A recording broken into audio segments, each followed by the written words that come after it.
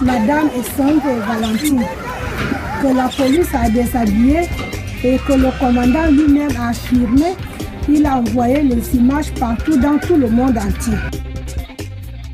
Je vais vous raconter comment le problème s'est passé. Le problème date depuis le 21 octobre. C'était un lundi de Pâques, l'an 2014. C'est là où Mukaga est venu au marché avec le maire cherchait de marché, Christian Roy. Il faisait 10 heures, les deux sont venus nous décrépir au marché. Ils sont venus avec un camion de policiers. Ils nous ont dit de quitter le marché. Ils nous ont lancé les bombes lacrymogènes. Nous avons fui nos marchandises. Et ils ont ramassé nos marchandises, tout ce qu'on avait, et ils ont brûlé ensemble avec nos palettes. Ils ont mis les policiers au marché tous les jours. Mais, à notre grande surprise, ils ont commencé à installer certaines personnes. Je vous dis que le marché est divisé en secteurs. Je suis la seule femme, la gabonaise, qui a le secteur à la gare routière. Et mon secteur, je l'ai depuis au temps de Ber. Même avant Baboso, mais Ber, ils nous ont encore réinstallés. Donc je suis là, en attendant qu'on nous construise un marché. Nous sommes là provisoirement, nous ne sommes pas venus de là de nous-mêmes. Donc je vous dis, ce 21, ils sont venus nous décrépir. Et ils ont commencé à installer les gens tout au long de la route, de la Péri, la Tour, jusqu'au conteneur. Mais chez nous, on n'était pas encore installés. C'est là où un mardi, c'est là où Mukaga passe au marché. Il vient dire à mes commerçants, aux commerçants de mon secteur, qu'il veut me voir. Et mardi matin, quand j'arrive au marché, les commerçants me disent que maman, le commandant lui-même est venu, il t'appelle, il veut te voir. Je les ai dit, ah, moi je ne pars pas. Lui-même, il est passé ce mardi, mercredi, jeudi. Quand il est venu m'appeler mercredi, c'est joli, jeudi que je suis allée au commissariat central pour aller écouter ce qu'il va me dire. Et quand j'arrive à son bureau, il me demande, vous avez amené combien? C'est là où je lui ai dit, vous ne m'avez pas demandé l'argent et vous ne m'avez pas fixé la somme que je dois vous amener. Je dois vous amener combien? Il a dit oui, puisque les autres, je les ai déjà laissés en train de vendre. Pour vendre, ça ne reste que vous. Je ne te dis pas de m'amener telle ou telle somme. Ce que tu peux trouver avec tes commerçants, viens me donner. C'était un jeudi. C'était vers 10 heures. C'est là où nous avons fait l'échange des numéros. Il a pris mon numéro et moi j'ai pris son numéro. Je suis allée au marché. Quand j'arrive au marché à la gare routière, les commerçants viennent vers moi. Maman, qu'est-ce qu'il a dit? J'ai dit, il a dit, ce que vous dites qu'on fasse comme les autres font, parce que les autres donnent de l'argent, nous aussi, il nous a demandé de donner aussi de l'argent pour qu'il nous laisse comme il a laissé les autres. Les enfants, ils ont cotisé l'argent le jour-là, 200 000. Je suis allée à l'après-midi, à 15 heures. Je suis allée lui remettre les 200 000. Premièrement, il s'est fâché. Il m'a dit, pourquoi tu m'amènes 200 000? Avec 3 personnes, j'ai déjà plus de 200 000. Et vous voulez que je vous laisse vendre tranquille avec 200 000? Je lui avais dit que mais vous ne m'avez pas demandé une somme que je dois vous donner. J'ai réalisé que ce qu'il me disait était vrai. Parce qu'en ce moment-là, il prenait les ballons, on les délivrait à 50 000 ou à 25 000. Il saisissait les personnes physiques. ceux qui avaient des papiers payaient 100 000 et les autres qui n'avaient pas de papiers payaient 150 000. Et j'ai vu que quand il me dit que quand il a 3 personnes, ça dépasse 200 000, il avait raison. Et il m'a dit, va rendre de l'argent comme vous ne voulez pas que je vous laisse tranquille. Vous ne voulez pas cotiser de l'argent, va rendre l'argent aux autres. Je suis retournée. Avant que j'arrive à la gare routière, les autres étaient là quand il m'a encore appelé pour dire que essayez d'ajouter de l'argent. Demande encore à tes commerçants d'ajouter de l'argent. Demain, tu viens me voir. Ce que vous allez trouver, je ne peux pas vous exiger une somme. J'ai dit d'accord. Il m'a appelé le jour-là à 19 h. Le jour-là, il m'a appelé à 21 h. Et vendredi matin, je suis venue. J'ai demandé aux commerçants d'ajouter encore de l'argent. Ils ont encore fait 200 000, ce qui faisait 400 000. À 11 h pile, il m'appelle vendredi. 11 h pile, il m'appelle. C'est toi que j'attends maintenant, viens. Je lui dis oui, j'arrive. Quand j'arrive là-bas, il me demande que tu as mené combien. J'ai dit 400 000. Il a compté les 400 000 devant moi. Il a mis les 400 000 dans la poche. C'est là où il me dit, comme vous parlez beaucoup, vous les Gabonaises, vous racontez partout que l'argent que je vous prends, je mange cet argent seul. Je vais te montrer que je ne mange pas cet argent-là seul. Je mange ça avec mon chef. Alors tu vas voir comment je vais remettre à mon chef de l'argent. Nous sommes montés dans la voiture. Il m'a amené en face du Comont, leur immeuble là. Nous sommes allés jusqu'au bureau de Missour. Lorsqu'on rentre au bureau de Missour, Missour lui demande, est-ce que c'est la femme là? Il dit oui. Elle a amené combien? 400 000. Toi, madame, 400 000 seulement? 400 000 pour corrompre un commandant. Tu amènes seulement 400 000. Madame, je t'envoie en prison. Et vous avez la bouche au marché là-bas que vous nous donnez de l'argent. Vous n'avez même pas de l'argent. Ce sont les expatriés, les gens, les étrangers, eux, ils donnent de l'argent et ils ne parlent pas. Vous ne donnez rien et vous parlez partout qu'on vous prend de l'argent. Tu pars en prison, je t'envoie en prison. Il a appelé deux agents de la PJ. Mais avant, je lui ai dit oui. Je les ai d'abord demandé que vous deux là, vous tournez quel film avec moi? Ils m'ont dit, tu pars en prison. J'ai dit oui, j'accepte, je pars en prison. C'est là où ils ont appelé 2 éléments de la PJ. Ils sont venus me chercher. C'était le 8, vendredi le 8. Ils m'ont emmené. Ils m'ont auditionné. J'ai parlé, ils ont fait le procès. Ils m'ont mis en bas. Donc j'ai fait là-bas 1 semaine. Ils m'ont emmené au tribunal le 16 mai. Le 16 mai. Lorsqu'on arrive au cabinet, j'ai tout parlé. Et on m'a dit que le procureur a d'abord demandé si je ne peux pas aller attendre le jour du procès du dièse à la maison. Il a dit, le commandant a refusé. Il a dit qu'on m'enferme, qu'on m'amène au gros bouquet. C'est ce qui a été fait. On m'a amené au gros bouquet. Et ils m'ont dit que l'audience sera le 23 mai. Donc le 23 mai, nous sommes arrivés à la barre. J'ai expliqué tout ce qu'ils nous font. Et le procureur, en ce moment-là, c'était Sidonie. Ils m'ont dit, madame, qu'est-ce qui nous prouve que c'est lui qui t'appelait? Je les ai dit que depuis le commissariat, la PJ, j'ai donné mon téléphone à mon enquêteur. J'avais bien dit à l'enquêteur d'enregistrer les jours d'appel et les heures d'appel. Tout était dans mon téléphone. Elles m'ont dit, est-ce que vous avez l'habitude de lui donner de l'argent? J'ai dit, oui, tout le temps, c'est ce qui se passe, c'est l'argent. Il n'y a pas autre chose. C'est déjà l'habitude. C'est déjà l'habitude, on leur donne de l'argent. Tout le temps, c'est l'argent. C'est là où Sidonie m'avait dit, c'est la corruption, il ne faut plus donner cet argent. L'argent qu'on ne vous donne pas le reçu, c'est la corruption. Maman, tu as compris? J'ai dit oui. Maman, tu as compris? J'ai dit oui. Ils m'ont dit, je retourne à la prison à délibérer le 3 juin. Je suis retournée à la prison. Le 3 juin, on vient me dire, on vient m'informer, c'était le 5, parce que c'était un mardi. Donc, j'ai dit, c'est là où on vient m'informer que je dois sortir le 16 parce que j'ai été condamnée à 6 mois.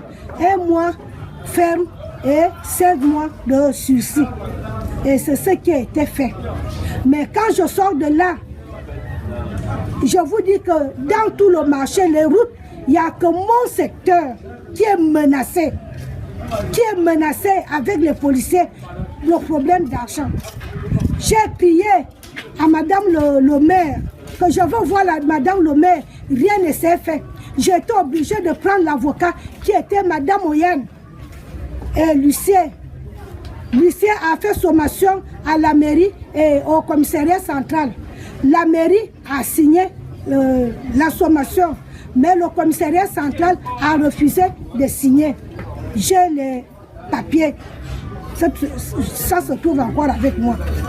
Mais après, le commandant, soit il a été affecté, l'autre est venu. Avec l'autre, on n'a jamais eu de problème au marché. Celui qui lui a remplacé, on n'a jamais eu de problème. Mais quand il revient au marché, en août, le 14 août, c'est là où il vient encore décrépir.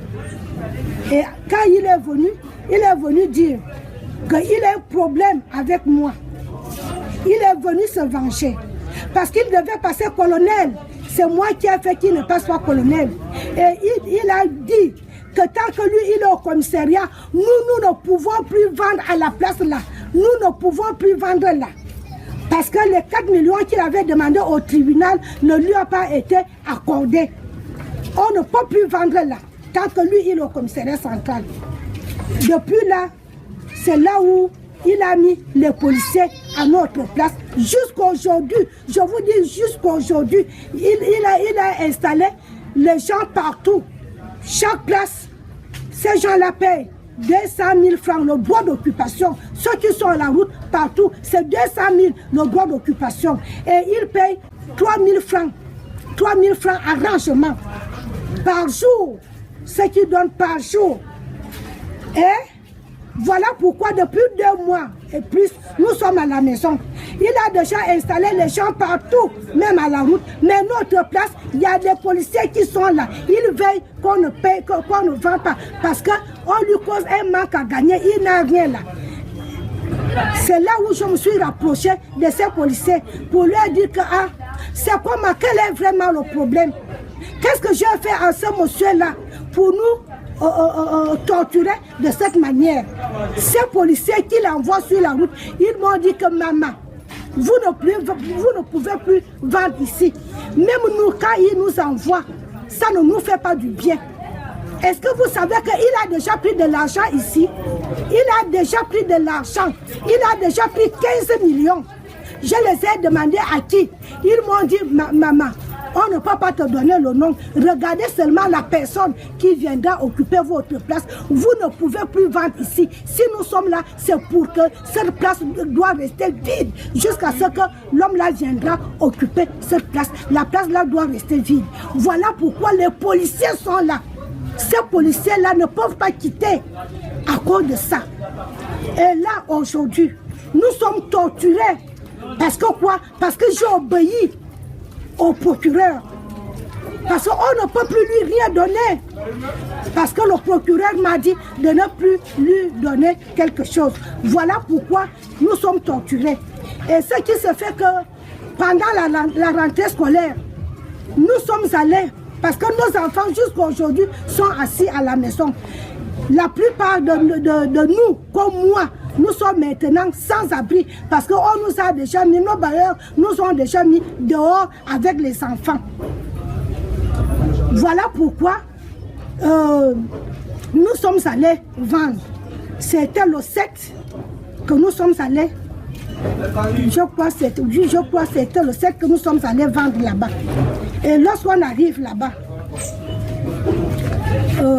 c'était un mardi. C'était mardi 6... bon, mardi, je ne retiens plus la date. Lorsqu'on arrive, nous avons vendu ce mardi-là. Les policiers ont eu pitié de nous. Mais ce sont les commerçants-là, les expatriés-là, qui lui informaient que nous sommes allés se serrer à côté d'eux parce qu'on les a gênés. On lui informait que nous avons vendu ce mardi. Voilà pourquoi mercredi, lorsqu'on revient pour revendre, je suis venue avec ma fille, on était les premières arrivées. C'est là où on a trouvé un camion de policiers garé. Les policiers étaient partout. Et il y avait aussi un autre Evego fermé. Les Vego là étaient les Vego militaires, ce n'était pas les Vego de la police. Quand ils nous ont vus de l'autre côté de la pharmacie, ils sont venus nous prendre, nous arrêter comme si on était des voleurs, des brigands. Quand ils nous ont arrêtés, ils nous ont attirés pour nous amener dans les Vego. On a vu le danger qu'ils sont venus nous kidnapper et on a refusé de monter. C'est là où ils nous ont d'abord, on s'est d'abord déshabillés pour se défendre parce qu'ils voulaient nous soulever avec les habits pour nous mettre dans cette Vego. Quand les militaires ont vu ça, ils ont démarré leur Vego là, ils sont partis. Au moment qu'ils partaient, c'est là où le commandant, je vous dis, ça se passe à 6h, 7h. C'est là où le commandant vient lui-même avec sa voiture là. Ici, c'est les jupes qui sont blancs, là, bleus. Et avec un autre camion de policiers. C'est là où il a demandé aux policiers de nous taper, de nous prendre pour nous mettre dans la voiture. Ces policiers-là sont descendus comme si c'était la guerre. Ils étaient minés comme s'ils partaient à la guerre. Comme on avait vu qu'on n'avait pas là où partir, nous sommes rentrés sous le premier camion, moi et ma fille. Ce qu'on pouvait faire, c'est rentrer sous le camion. Et sous le camion, là, ils nous ont tapé sous le camion. Ils nous ont mis les bombes lacrymogènes. Ils nous ont mis les torches électriques pour nous faire sortir de là. Et c'est là où on s'est totalement déshabillé parce qu'ils nous tiraient. Ils nous tiraient, on avait que les sous-vêtements se sont coupés, ils nous tiraient. Nous sommes sortis sous le camion, on était déjà nus, bien nus. Et en ce moment-là, c'est à ce moment-là, au moment où on nous a mis dans la voiture, regardez, c'est là où il a commencé à filmer. Mais lorsqu'on nous tapait et torturait, il n'avait pas filmé. C'est lui-même qui avait la caméra. C'est lui-même qui avait la caméra. Il est monté même dans le camion pour me filmer assise avec les menottes à main. Il est descendu. Et lorsqu'on part nous faire descendre au commissariat central, c'est lui-même aussi.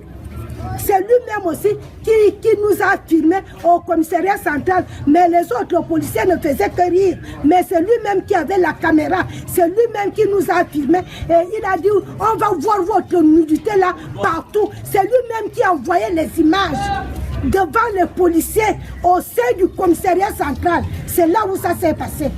Après, il a appelé le procureur. Quand il nous amène à la PJ au commissariat central, la PJ a refusé de nous enfermer. Ils ont dit, nous, on enferme seulement les bandits. Nous, c'est les bandits, ce n'est pas les commerçants. Toi-même, à même tes commerçants, là où tu les as ramassés, ce n'est pas ici. Quand il a vu ça, ils nous ont emmenés, ils nous ont mis dans une pick-up, derrière le pick-up nu. On a d'abord mis le temps au commissariat et lorsqu'on sort de là, ils ont fait le tour de la ville avec nous. Ils ont fait le tour de la ville avec nous avant d'aller nous laisser au commissariat de Nkembo. Je disais même que mais ces gens-là nous ont kidnappés. La façon qu'ils faisaient la vitesse, ils nous ont fait le tour de la ville avant de nous laisser en Nkembo. Et lorsqu'on arrive en Nkembo, on nous amène pour nous entendre. Je vous dis que là-bas, on n'avait pas droit à la parole. On nous pose une seule question. Vous êtes déshabillés? C'est la seule question. On n'a pas cherché à demander pourquoi ou quoi que ce soit. C'était cette question-là du commissariat jusqu'au tribunal. C'était la seule question. Et il y a un policier, j'ai bien remarqué sa figure. Il est venu, il a demandé aux gens, aux bandits qui étaient arrêtés, qui étaient enfermés ensemble avec nous, de nous violer. Mais les jeunes ont dit non, nous ne pouvons pas violer les mamans. Si vous voulez, toi-même viens, vous-même venez les violer. Pas nous, on ne peut pas violer les mamans. Et là-bas, ils nous ont gardés, même pas l'eau. On pissait devant les enfants là, dans les bouteilles dans ça, poupées qu'on cherchait à couper, pour pisser dedans, devant les enfants. On faisait tout devant les garçons, nos enfants. Ils ont vu seulement qu'on s'est déshabillé. Moi, je vous dis qu'on faisait tout. Là où on était enfermés avec les enfants, on pissait devant les enfants. On faisait tout devant les enfants. Ils nous ont humiliés plus. Et quand je les demande que, quand ils nous posent la question que vous êtes déshabillés, c'est la seule question. Je n'avais pas de parole, mais je les avais seulement dit que cet homme nous pousse à la suicide. Cet homme nous pousse à la suicide. Vous ne savez pas combien de fois on souffre la douleur qui est dans notre cœur. On peut se suicider sans savoir ce qu'on fait. Jusqu'à ce qu'on nous a condamnés. On a fait 2 semaines en prison et nous sommes condamnés à 3 mois de sursis. Avant que l'autre problème arrive. Monsieur Mukaga, il veut nous tuer parce qu'on lui cause un manque à gagner. C'est rien que le problème d'argent. C'est rien que le problème d'argent. Il n'y a pas un autre problème. Rien que le problème d'argent. Il veut devenir milliardaire au marché avec l'argent des commerçants. Il dit qu'il ne prend pas l'argent. Il respire de quoi? De l'argent jusqu'à ce qu'il dit. Il préfère que si on lui enlève au commissariat, il préfère de démissionner de la police lui-même. Il dit si on lui enlève de là, il préfère de démissionner à la police. Monsieur Mukaga ne voit pas les ministres. Il a de l'argent. Il a de l'argent. Il peut même payer les ministres. Il ne voit pas les ministres. Avec l'argent du marché. Quel argent qu'il ne prend pas.